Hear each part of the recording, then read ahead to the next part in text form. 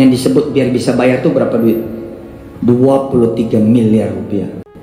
Ya, saya memang bayar pakai daun. Itu saya buktikan betul omongan itu. Enggak bercanda ini. Omongan itu betul saya buktikan. Saya nyapu di pesantren Darul Quran. Ya Allah, bayarkan hutangku dengan daun-daun yang berserakan di Darul Quran. Nasib.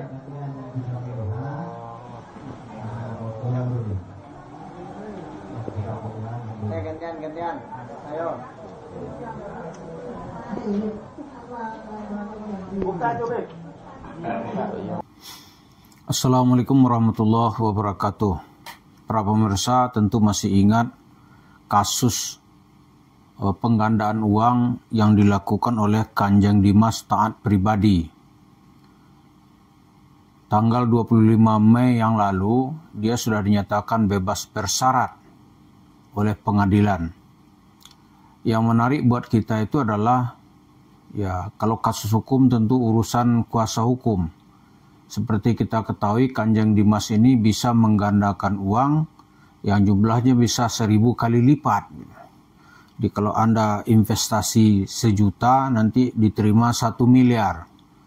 Kasus ini kemudian banyak menarik perhatian warga, bahkan para pejabat pun juga ikut datang supaya uangnya bisa digandakan gitu. Yang menarik adalah setelah dia bebas, ya. Yang menarik adalah setelah dia bebas, lalu apa yang bisa kita ambil analisa ini gitu. Kita melihat Kanjeng Dimas bebas, tentu ilmunya masih dia bawa kalau memang itu ada ilmu. Dia ditangkap itu karena 2 kasus pembunuhan terhadap anak buahnya, yang di pengadilan dibuktikan Kanjeng Dimas adalah perencana dan sekaligus juga menjadi otak dari semua ini gitu. Nah, kalau kita melihat setelah Kanjeng Dimas ini bebas bersyarat, yang terbaik itu adalah Yusuf Mansur berguru kepada Kanjeng Dimas bagaimana menggandakan uang. Ini usul kita gitu. Kenapa usul ini kita majukan?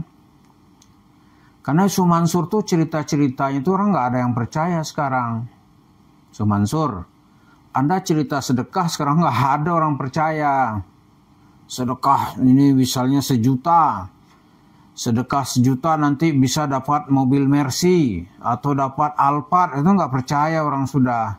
Atau anak gadis disuruh nangis-nangis, cerita bohong. Wirda Mansur misalnya cerita kan, pagi-pagi sedekah ke bapak 50 juta, gitu kan. Sore-sore nanti dibalas oleh Allah dengan 1,2 miliar rupiah. Kalau begitu orang dan nantangin semua kan nggak ada bisa dibuktikan. Kalau Kanjeng Dimas dalam pandangan kasat mata gitu, jadi kita yang nggak ngerti ilmu-ilmu di balik itu, di balik tipu-tipuan apanya itu, ya kan nggak ngerti kita. Diambil di sini uangnya, keluar ya kan, dia menjanjikan investasi 1 juta digandakan 1000 kali, 1 juta 1 miliar gitu. Kalau menurut saya sih Yusuf Mansurnya belajar ke sana. Kemudian Yusuf Mansur mau cerita apa lagi gitu, cerita investasi. Nggak ada orang yang mau investasi dengan Yusuf Mansur. Nggak ada. Yang terjadi sekali misalnya atau 2 kali itu tidak akan terulang lagi. Misalnya nih, korban-korban yang bergelimpangan di jemaah masjid kota wisata Cibubur yang jumlahnya 250-an orang gitu, yang kerugiannya 55 miliar rupiah kurang lebih, itu diajak lagi investasi. Kuping nih, kuping saya taruhannya nih kalau ada yang mau. Nggak ada yang mau. Karena mereka sudah merasakan bagaimana sadisnya Yusuf Mansur. Ya kan? Nggak akan terulang lagi. Percaya deh, nggak akan terulang lagi. Nggak ada orang yang mau berinvestasi, yang dia rugi lantas mau lagi gitu. Ya kan? Kecuali Yusuf Mansur ini berkolaborasi atau menjadi muridnya Kanjeng Dimas pribadi.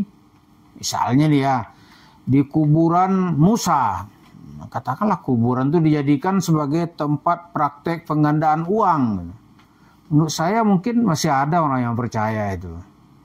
Karena ya kan cerita Yusuf Mansur ini kan hebat. Kalau Kanjeng Dimas tidak pakai cerita, orasinya tidak kedengaran sama kita.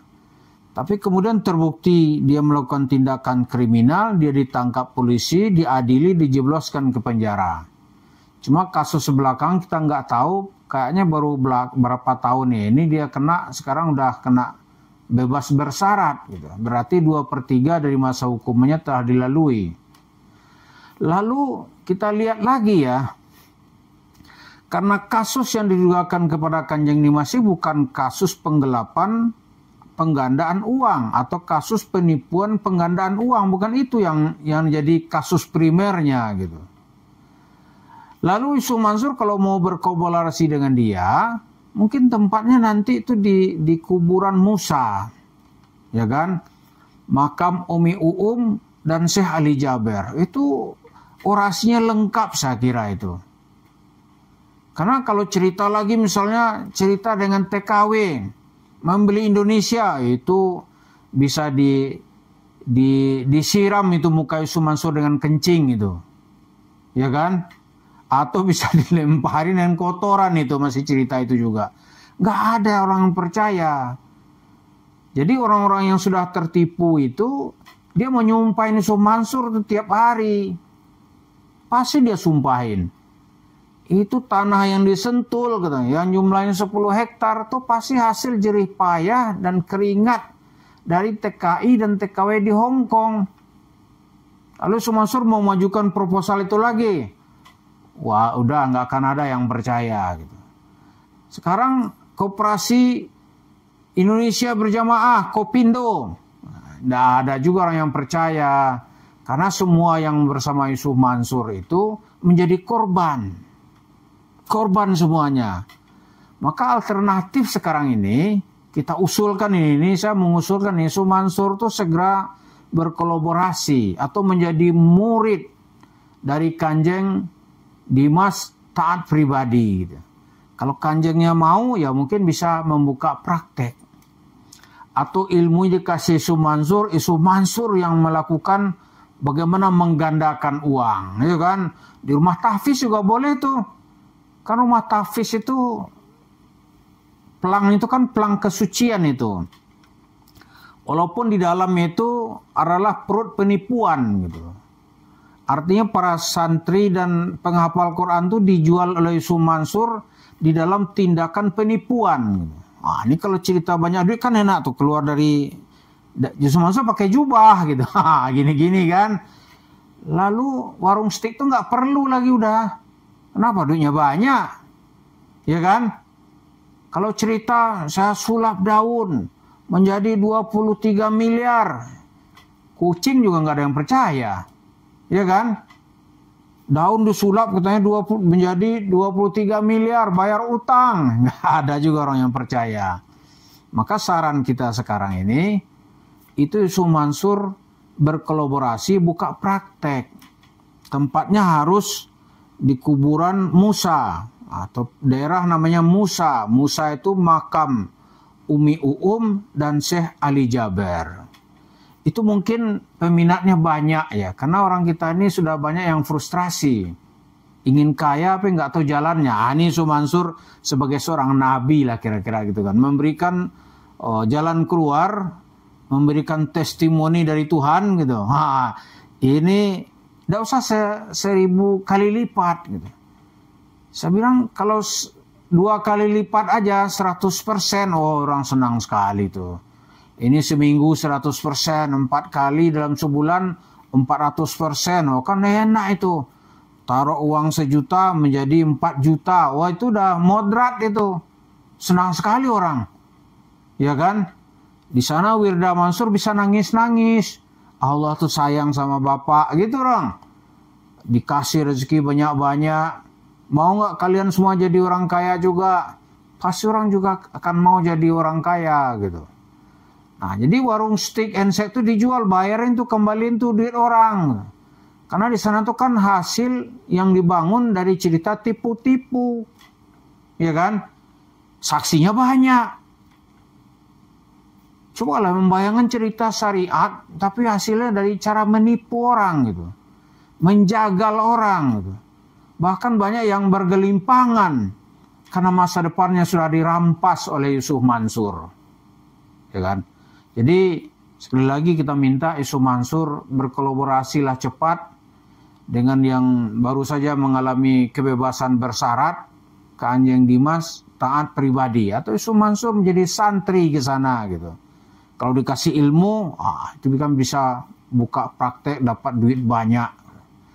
Bisalah Yusuf Mansur, ini biarkan Allah bekerja. Kasihlah urusan Allah, tos-tosan dengan Allah, Allah tos-tosan dengan kita. Kosongin dompet, Allah akan mengisi dompet kita. Tunaikan urusan Allah, Allah akan menunaikan urusan kita. Ini duit, duit, gitu kan?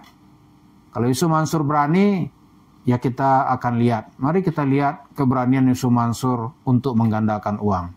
Terima kasih. Assalamualaikum warahmatullahi wabarakatuh.